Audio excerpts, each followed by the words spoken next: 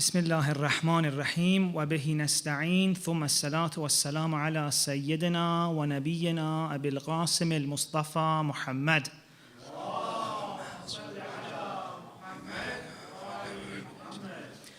وعلى آله الطيبين الطاهرين. Dear sisters and brothers, Assalamu alaikum. It is the last night of the talks. Tomorrow we will have a Q&A, but the talks are coming to an end. And so I wanted to take this opportunity to thank two groups of people. The first, the beautiful people from Shabab AL-Sibtayn who have been making so many efforts to make these events possible in so many different ways. The people behind cameras, the people audios, the people downstairs taking the names, everyone. So please join me in reciting a salawat for them.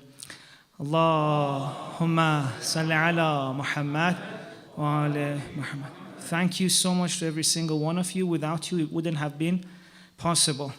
And in so many ways, they've been very nice to me. Every single one of them. There's a brother, for example, downstairs registering the name. As soon as I come into the center, I see him with his beautiful smile. It's like I've given all the energy in the world. So I really thank every single one of you. And my second thanks goes also to every single one of you who came tonight and the previous nights and the people at home watching. Thank you so much. May Allah, inshallah, bless you and give you from the best fruits of these nights. Now, without further ado, let's begin. Yesterday, if you've been following, we spoke about this idea that a lot of the suffering we experience in the world is because of something inside ourselves. And if we begin to change that, then the way we look at the world changes. We start to see the beauties which are there in the world. And I know that's not easy. I said it myself, that we may be at a place, most of us are, in which everything inside us tells us and makes us feel like this is not a beautiful world, that there's so much wrong with it. So from where we are, that's how it feels.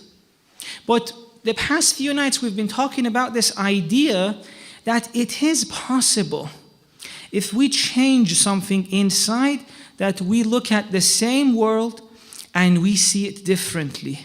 We'll see more beauty in it. We'll see more meaning in it. There would be meaning behind the pain we're going through, behind the pain in the world. And then we will see that everything that's happening to us is out of love. Every single person who came to our life, every single person who left our life. At one point, we said we will see how all of that was for our own benefit. Not now, but at some point. And we said we are going to trust and rely on subhanallah, the idea that God is saying, I will never do anything bad to you. I will never want to harm you. We're going to rely on this, take this on trust, hoping one day we'll look and see. That was yesterday's discussion. Now someone may say, Sheikh, okay, fair enough. I'll try to get to a place where I can look at this world and even behind its difficulties and pain, see beauty. Even behind the suffering, see some meaning, see that it's for my own growth. Okay, I get that. But does that mean that we should allow all of these pain and suffering to go on? Like, are you telling us that we shouldn't do anything about the pain in the world, the suffering in the world, all the changes inside? What about the things outside? So the killings, this, the loneliness, the depressions, the anxieties, all of that, other people are suffering. You're saying we should just change inside and look at people suffering and be like, oh, well, I can see beauty behind that. So now I'm going to be saying that, no, not at all. And it's a little bit tricky, but I'm sure if you pay attention, I can make this clear, what I'm trying to say. In no way am I suggesting that we are doing the inner change and then we ignore what's happening in the world. No. What I'm saying is this, that if we don't do the inner work, if we don't heal inside, we cannot be that useful even when we try to fix the outside world.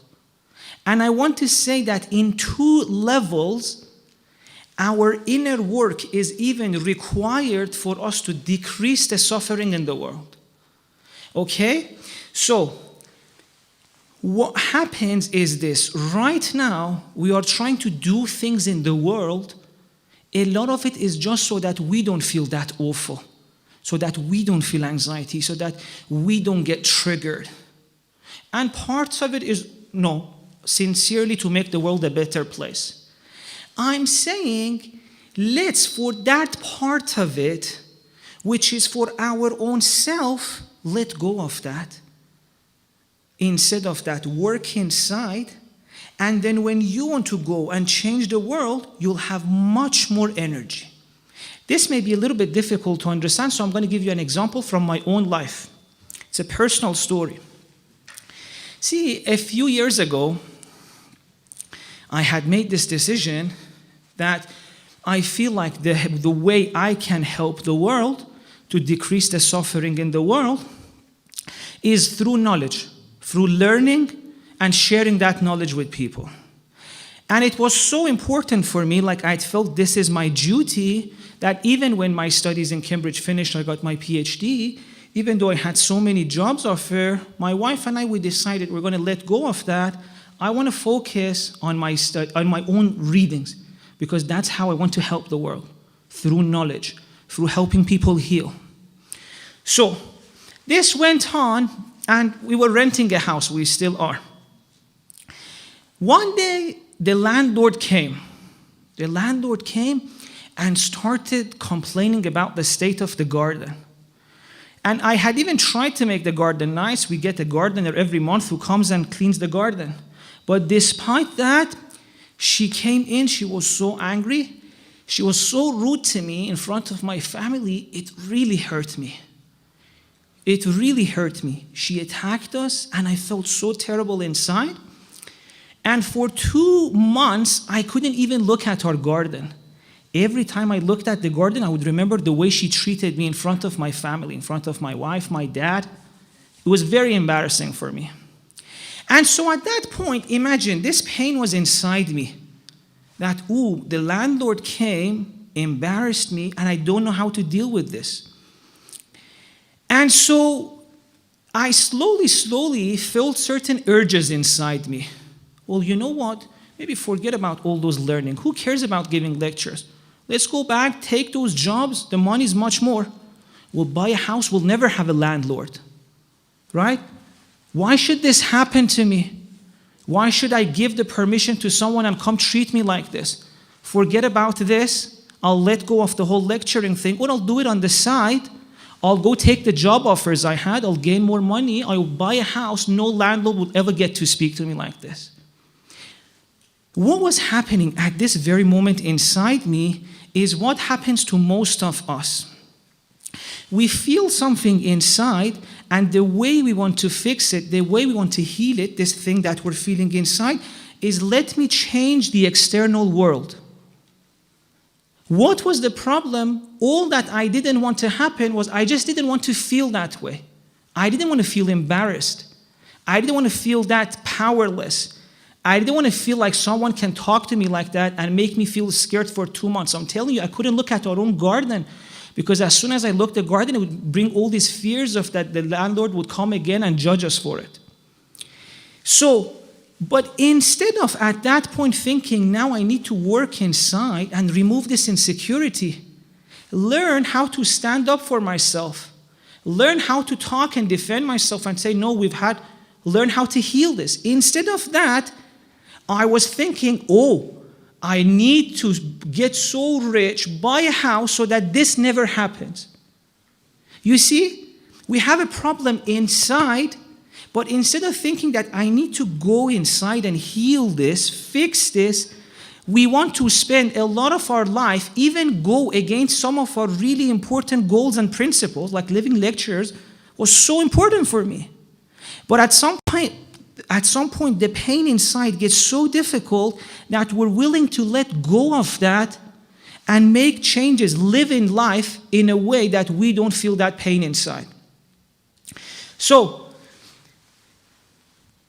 if we don't realize that the ultimate way not to feel any pain is to heal yourself, we're going to be spending so much of our energy in life to change the external world in ways to avoid these things that trigger us.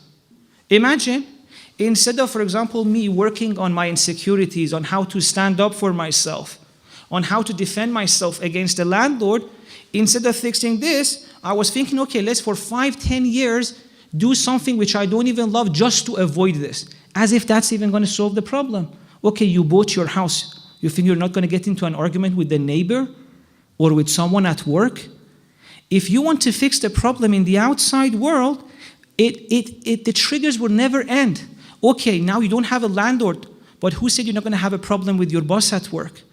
As long as that insecurity is inside me, as long as I haven't learned how to stand up for myself, I'll be wasting all of my life trying to change my life in a way that I don't get triggered, but triggers are always there. Because the world is even designed in a way so that it triggers us so that we go and heal. The world is like a clinic. So, what am I trying to say tonight is that as long as we haven't taken this work to heal ourselves, most of our energy in life is not there to help people. It's just there so that our own insecurities, our own pain is not triggered. Most of our energy is just spent on avoiding our own problems. Okay? Please recite the salawat.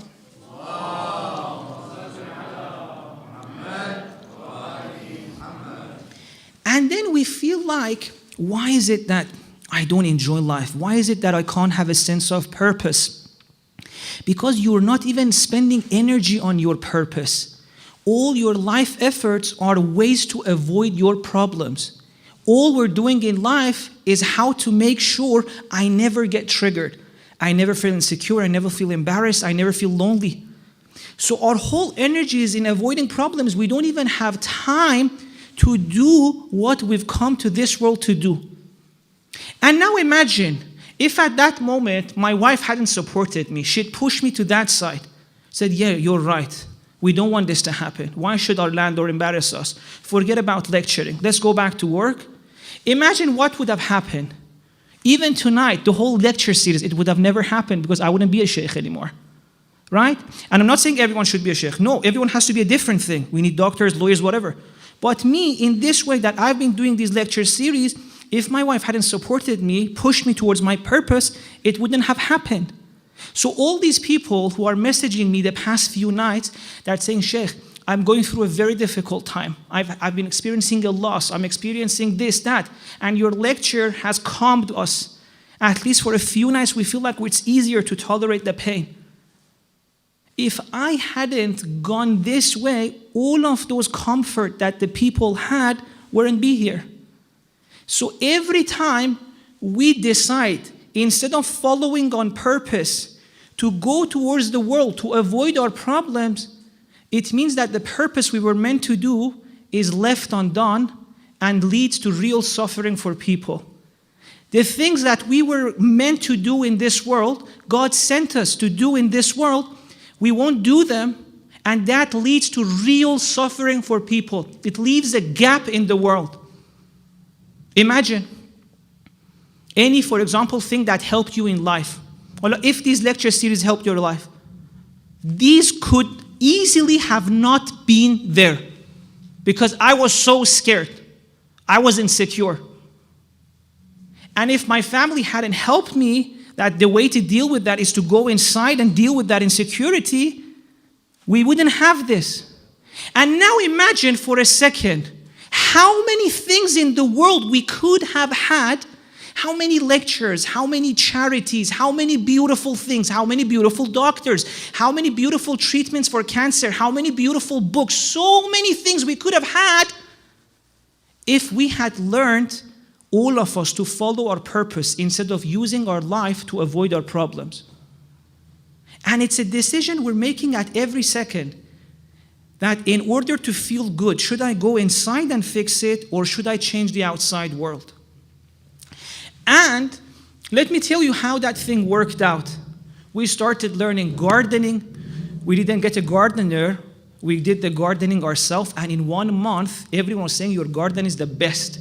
The landlord came in, loved it so much, we started having a very good relationship, and it's for 2 years now that we're even friends with the landlord. A situation I was extremely scared of and wanted to avoid turned out to lead to a friendship between us and the landlord. And on top of that, now we have so much confidence because our garden is the best one, at least in Luton. صل على محمد. Let me read a line for you from Dua Arafah of Imam Hussein. Imam Hussein says in Dua Arafah, Bismillah ar-Rahman ar-Rahim.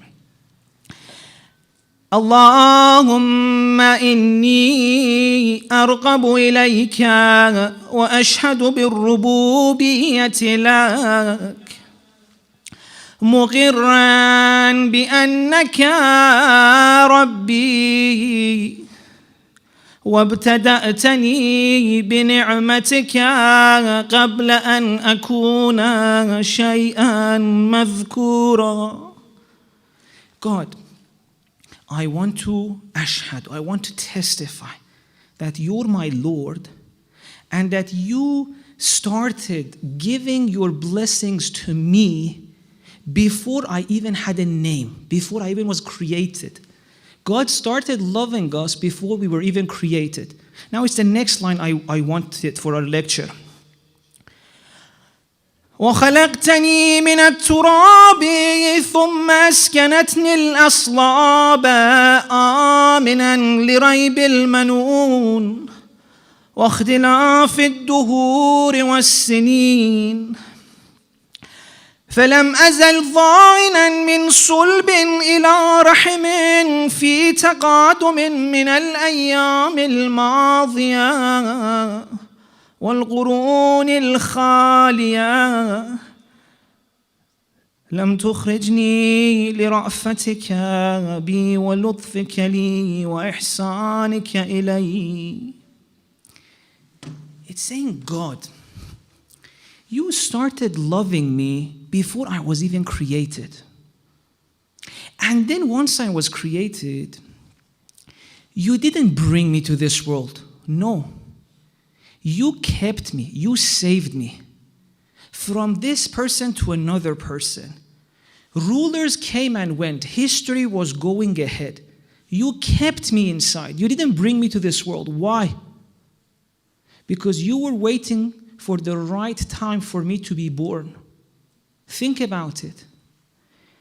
لكنك أخرجتني رأفة منك وتحننا علي.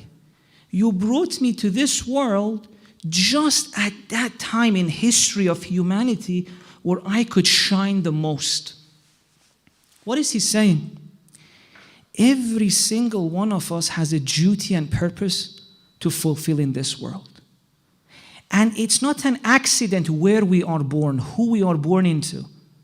Imam Hussein is saying God waited for every single one of us for the right time for us so that then we could come to this world and do that duty that we're meant to do. Imam Sajjad, Allahumma sta'amilni fima khalaqtani lah. God, use me for that thing which you have created me for. What does that mean? Two things. First of all, every single one of us have a specific role to play in this world. And at the same time, it means that every single one of us, we have a high chance of, instead of doing that, waste our whole life avoiding our problems, avoiding the feelings inside. And then once you go that way, there is no satisfaction. Life has no meaning. Your whole life becomes a series of ways of avoiding difficult situations. Life is not meaningful. You have no purpose. You have no meaning. So that's what I'm saying. Let's create the inner change. Let's make sure once you're in the world, you're not avoiding any problem. You're not there to fix, to avoid a trigger. You've done that already so that when you go in the world, you're only there to help.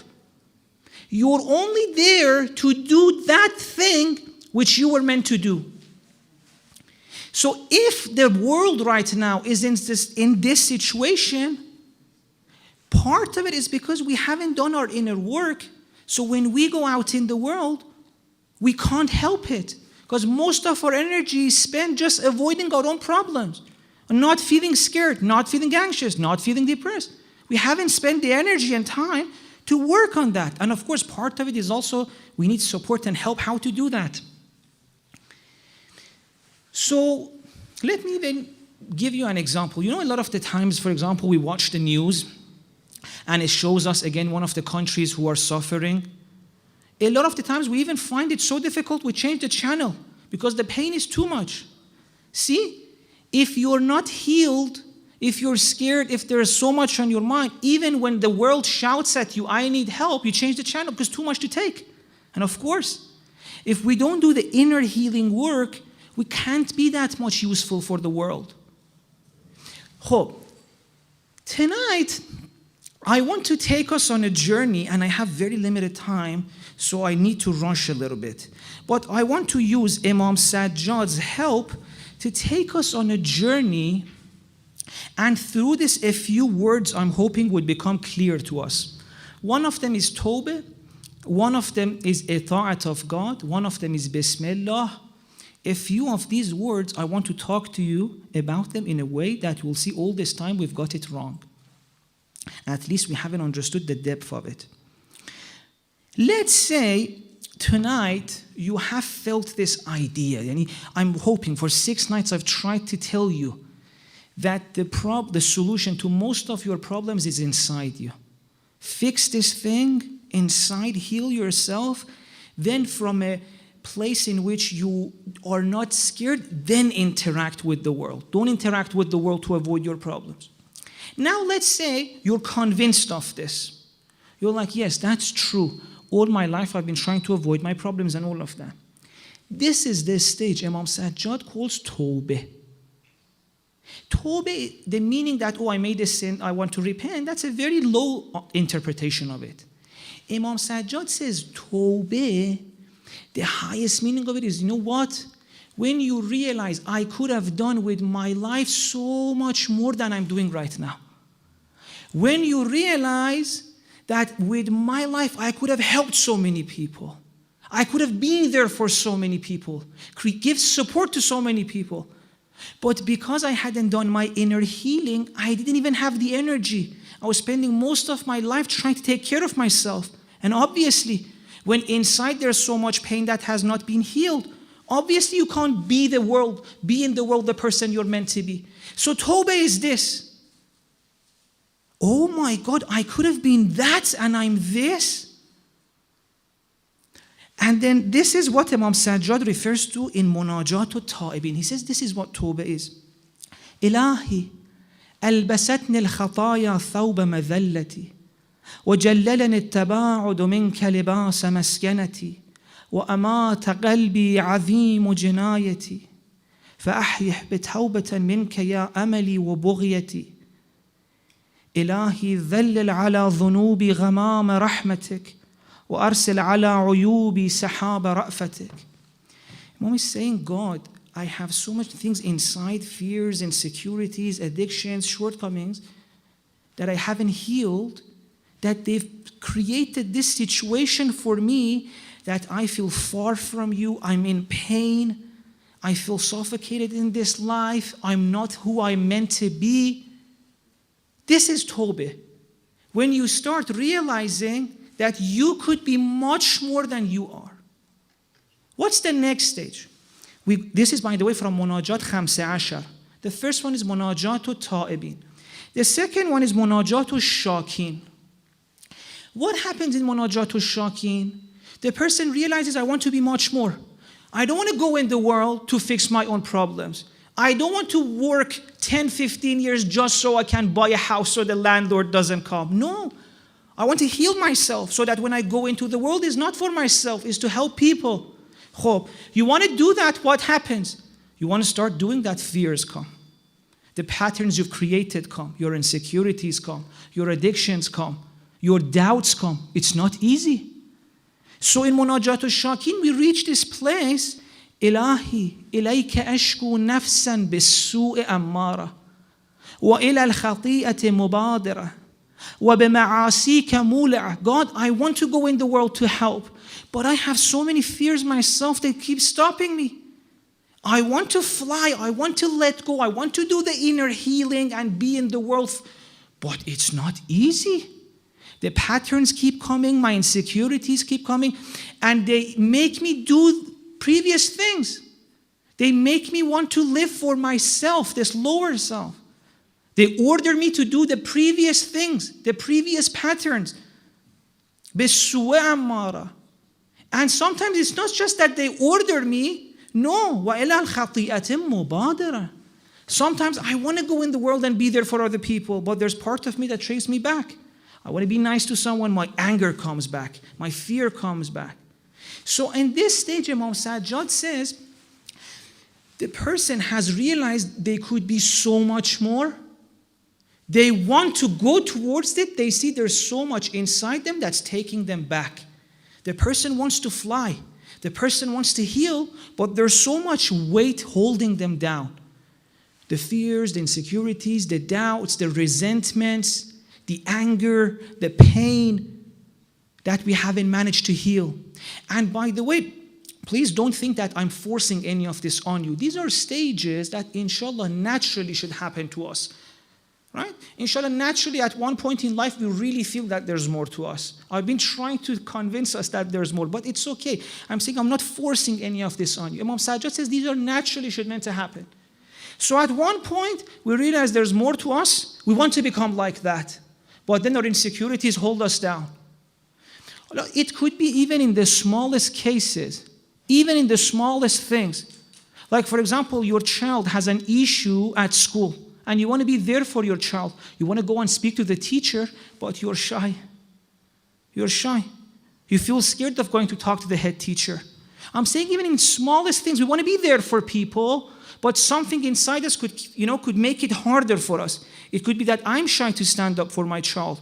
Or it could be, I don't know. So there are so many ways in which we need help. We need healing.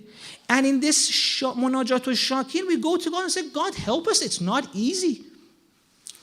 Then in Munajatul Khaifin, the person, once they've been a little bit, they've tried to heal themselves, they've tried to go through depression and heal, they've tried to go through anxiety and addiction, anger, resentment, whatever you're dealing with. You've kept trying to fight it, you've kept trying to heal it, it doesn't work. 10 years, 15 years, 20 years, you've tried, it doesn't work. So the person gets scared. And this is Imam Sajjad saying a stage that we all may go through. But I want to let go. I want to be there for people. Believe me, I've had friends, family members as well, larger family, who said, when my grandma died, they were saying, I wanted to be there for everyone else. But the pain was so much, I stayed home. I didn't attend the funeral. Do you see in how many ways we want to be there in the world, help people, but things inside us hold us back? And there's no judgment. No one has helped us. Well, grandma died, it's difficult. How can I be out there helping my aunt? Whoever helped me how to deal with that pain, right? So I'm saying in so many ways, the things we haven't healed stop us from being there for people, making the world a better place. So in Munajatul Khaifin, the person reaches this stage, ليت الشعر أل الشقاء ولدتني أمي أم للعناء ربتني فليتها لم تلدني ولم تربني. I've been trying 10 years, 20 years, 30 years, 40 years, 50 years, I can't do it. Why was I even born? Did my mother give birth to me so I come here and just suffer in pain and fear? That's my whole life. I wish I wasn't even born. What can I do? I've tried everything. I can't heal. I'm the same person I was. So Imam Sajjad says a person will naturally gets to this stage. Imam Sajjad, alayhi salam, what's the way out? What's your suggestion? We go to Munajatul Rajin. يا من إذا سأله عبد أعطاه وإذا أمل ما عنده بلغه مناه وإذا أقبل عليه قربه وأدناه. Saying, see, all this time you were so focused on fixing your life through fixing the external world. And then you said, okay, I don't want to do that. I want to heal myself first. But even then, Imam Sajjad is saying, "Qurbanat Baram, beautiful soul, even when you wanted to heal yourself, you forgot something. Your all focus became your own shortcomings, your insecurities, your fears, your pain, your addictions. And of course, if you look at all of that, it's going to be so difficult. And now look at God." So Imam is saying, think of your nafs like a child holding a knife. Have you ever seen a 2-year-old, for example, holding a knife? Everyone gets scared. Like, put the knife down, put the knife down. We're like that to our nafs. We're telling our nafs, put the addictions down. Don't get attached to the world. Don't get attached to this person. Don't have fear. Don't be scared. Don't be insecure. Don't have addiction. And what do children usually do when they're holding a knife if you tell them, let it go? They'll hold it and they'll run. Right? Obviously. When you tell someone to let go of something that's exciting for them and giving them joy, pleasure, if you tell them let go, they're going to take it and run, which is what's happening to us. We keep telling our nafs, let go dige. How long do you want to be attached to people? How long do you want to be attached to this? How long do you want to be scared? How long do you want to be fear? And your nafs doesn't have anything else. So your nafs is holding on to these things so hard. And you keep telling it, let go. So even for a few days, it tries to let go, but it falls back. Why? Because where else can it get energy from? You're getting energy, for example, from overeating. You're telling your nafs not to do that. What else should it do? What else are you giving yourself? Your prayer is not giving you energy. Your fasting is not giving you energy. What should your nafs do? What else have you given to it? Imam Sajjad says, if you want your nafs to let go of it, give it something it loves more. What is that? God. It says slowly start showing your nafs, teaching your nafs the beauty of God so that it sees something more beautiful, it lets go. How do you take the knife away from a child? You give it a better toy. And when you want to do this with your nafs, you can't tell it that, oh, God is loving, God is beautiful, and your nafs will be like, all right, okay. No, you have to show your nafs the beauty of love, of God. You can't tell it. You have to show it. That's why none of us were going towards God.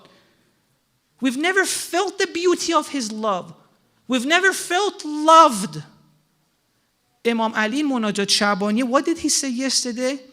Ilahi lam yakun li hawlun fa'antaqila bihi an ma'siyatik. I have no strength by which to get rid of my shortcomings unless illa fi waqtin aygathani li mahabbatik.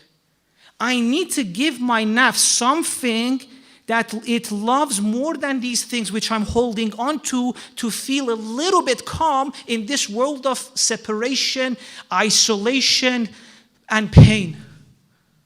So as long as you haven't felt loved by God, Imam Sajjad is saying, we're never going to be able to heal. How can we feel that love? Where is that love? Then we go to Munajatul Raghibin.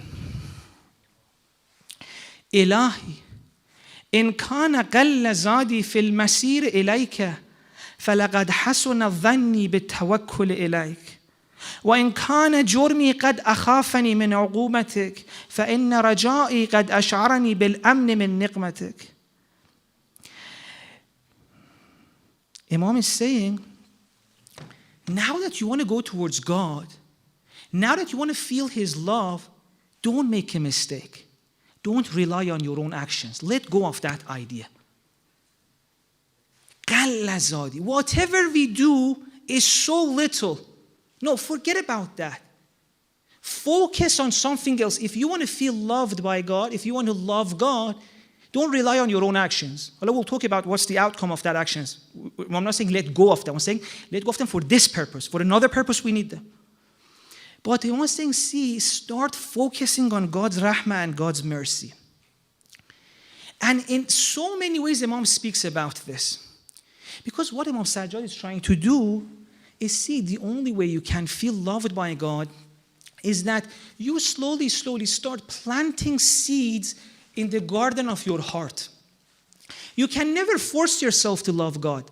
And I can never tell you to love God. That's meaningless. Who can ever force love? Love should come naturally.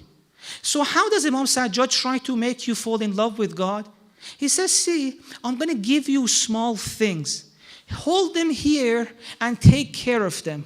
Like small seeds that you plant in a garden. And water them. Every day come back to them. Pay attention to them. Maybe slowly, slowly, out of these love, you will feel a little bit love for God. What are some of these things? It's so beautiful. Imam is saying, do you know that every time you thought about God, God was thinking about you before that? All this time, didn't everyone tell you, remember God, remember God, remember God? Dhikr, dhikr, dhikr. Imam Sajjad says something else. He said, do you know every time you remembered God, they tell you God was before that thinking about you? Do you know even when you weren't thinking about Him, He was thinking about you? كَيْفَ أَنْسَاكَ وَلَمْ تَزَلْ ذَاكِرِي. So you never forgot about me. Imam Sajjad says, do you know when you didn't pay attention to Him? جَاهَرَهُ بِالْعِصْيَانِ. You even went against what He said. He still loved you. Do you know that all those days when you were not thinking about Him, وَلِلْغَافِلِينَ عَنْ ذِكْرِهِ رَعُوفٌ رَحِيمٌ. All those days when you weren't even thinking about Him, you didn't even care about Him. He loved you.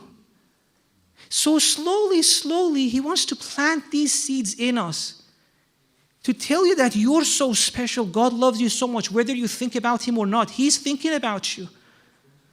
There is a reality in this tough world that has our back, that never stopped loving us. يَا ذَا الْمَعْرُوفِ الَّذِي لَا يَنْقَطِعُ عَبَدًا. Imam Hussein Dua Arafah. Imam Sajjad is saying, keep these things inside you. Slowly, slowly, maybe out of this, you would feel that there's a reality in this world that loves you, never stopped loving you, no matter what you did. And everything that happened, He was trying there to help you. Now, even this cannot force love on you if you don't want it to. But at least it may, if you hold on to it. If you keep reading these lines, that there's a reality in this world that even when you don't think about it, thinks about you. Okay, let's say what happens when slowly, slowly you planted these seeds and it started giving fruits. By the way, I'm not saying you have to feel this way now. Please don't get me wrong. Inshallah, one day you'll get there. I'm just trying to tell you what kind of ways of living in this world is possible. I'm not forcing anything on you. That it's never going to work. Religion cannot work with force. Once you start connecting to that reality, once you start feeling God's loving hand behind everything that happened to you, then what happens is that you slowly, slowly start seeing more beauties in the world. Before that, all your life, we were just trying to take care of yourself in a world in which the maximum people that cared about you were your friends and family. You felt isolated, you felt alone, you were scared. You had to provide for your family, you had to be there for your children, you had to be there for your mother. It was you against the world. Even sometimes your husband didn't get you, your wife didn't get you, your mom didn't get you. It's tough. You against the world. With so much pain you can't carry. But at some point, you start seeing that you're not alone. From inside you, there's a reality that speaks to you that says, I've got your back. And once you start feeling that, again, I'm saying, I'm not forcing this on you. One day you'll get there. Once you start feeling that, you look at the world and it changes. The world seems different. You start seeing His loving hand. You look back, you see, oh, that person I so wanted to be with, and it didn't work out. Oh my God, how it worked out for the better, or this or that. And you start seeing more of His beauty. So what happens? مناجات الشاكرين. إلهي أذهلني عن إقامة شكرك تتابع طولك وعجزني عن إحصاء ثنائك فيض فضلك وشغلني عن ذكر محامدك ترادف عوائدك وعياني عن نشر عوارفك توالي أياديك. إلهي تصاغر عند تعاظم آلائك الشكري. Shukr that they told us to do, say shukran lillah, achieves nothing. As long as the world looks ugly to you, what's the point of saying shukr? You shukr for what? For an ugly world? Imam Sajjad is saying shukr happens when you've done the interchange. You look at the world, you see God's love, you see beauty, and you say shukran lillah. Shukr is a stage. It's not something you can force on yourself. As long as you feel world is painful, world is difficult, what are you saying shukr for? And this is unfortunately a mistake we're making. We're forcing shukr on ourselves when our nafs is not ready. So our nafs doesn't like it. You go to someone and say life is difficult. It's don't be ungrateful. So they force you to be a hypocrite. I'm not happy with it, but I have to say it's beautiful. I have to thank someone for it. Imam Sajjad is saying you can't force yourself to be shakir. You have to do the healing work first. You'll get to a place, you look at the world, you see it's beautiful, naturally you would be shakir. You don't need to force it on yourself. You will see that there's a reality there that's had your back all this time. That as Imam Hussein says in Dua Arafah, before you were even born, وَابْتَدَأْتَنِي بِنِعْمَتِكَ وَلَمْ يَكُنْ شَيْئًا مَذْكُورًا. I wasn't even in this world, you started loving me. You waited for the right time for me to come to this world. And when I was born, you put the love of me in the heart of my caretaker. You made me cute so they look after me. Imam Hussein is saying in Dua Arafah, once you feel this, then you know you're no longer alone in this world. Once you feel this, naturally you would be shakir. And at this stage, Imam Sajjad is saying, you see so much love and beauty. You're like, God, what's the point of shukr? Because one after the other, I see your love. It's possible to live like this in the world. If we focus on inner change, this could be our life. Imam Ali said, alayhi salam, Imam Ali said, men should always have this loving and energy. دائما نشاطه بعيدا كسله. Your neshat, your energy should always be there. It's possible to live like that if we focus on that inner change. Munajat wa shakirin, that was in Munajat Khamsa Ashar by Imam Sajjad. Okay, let's say you started looking at the world this way. You saw God's hand everywhere. That God is taking care of you. What happens after that? It's so beautiful. Finally, you let go of something. Finally, once your heart is sure that God has been taking care of you all those years, you let go of trying to take care of yourself. You say, God, you're doing a much better job of that than me. But you have to get there. I can't force this on you. I'm not telling you to be like this tonight. No. You have to first feel love, see beauty. Then at a stage you reach, like sometimes as children we're going against our parents. Oh, you don't like me, you don't like me. And then we got older, we look back, oh my God, when my dad told me to do that, he had my... So you become like that with God. You see, oh my God, all these years I was trying to take care of myself, and sometimes I even made things worse. That's when I fell in love with God, by the way, personally. 10 years in my personal life, 10 years I was trying to get something. And sometimes I even went against the things which I knew were right to bring it closer for myself. And do you know when I fell in love with God? When that thing which I so wanted didn't work out, I looked back and I saw every single thing I did to bring it closer had only made it further away from me. And I cried so hard. And I said, God, I went against you to bring it closer. I thought you don't want me to be happy. And now I look back, I don't have it anymore. And I see that all the things I did to bring it closer were the things that made it farther and farther away. But I cannot force this on you. You have to feel it in your life. Me, 10 years, I didn't see it. It took me 10 years to get there. So, what happens afterward in Munajat al-Muti'in? My time is finishing in 1 minute. If it's okay, please give me 2-3 more minutes so I can finish this. I thank everyone, and I apologize. I should have finished this. My shortcoming. In Munajat al-Muti'in, Imam Sajjad says, after this, what happens? Once you finally see that God wants the best for you, God wants you to be happy, God doesn't want you to be scared, God wants whatever you want, what happens? You let go. You let go, and it's the nicest thing in the world. Imagine all the nights when your head was on the pillow and you were thinking how to take care of yourself tomorrow. or how to deal with the pressure of tomorrow. You know why? Because you didn't know there's someone for you there. But once you start feeling that, you let go of all of that naturally.